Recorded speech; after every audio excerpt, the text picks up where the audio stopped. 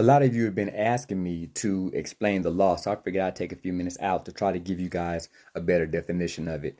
First of all, calling it the law is really a bad place to start because when we hear the word law, it kind of gives you a bad connotation. It leaves a bad taste in your mouth. So the first place to start is by looking at the definition of the word, the Hebrew word that's used rather. The Hebrew word is Torah. Torah means teachings or instructions.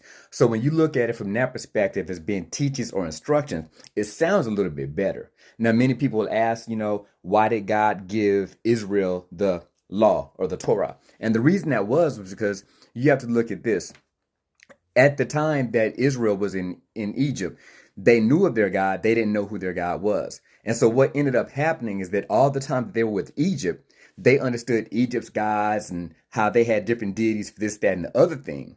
And so the idea of monotheism, meaning having one God, was kind of lost on them because Egypt was a place where they were polytheistic, meaning they had multiple gods. So when God got them out of Egypt, the first thing he needed to do was to let them know who he was.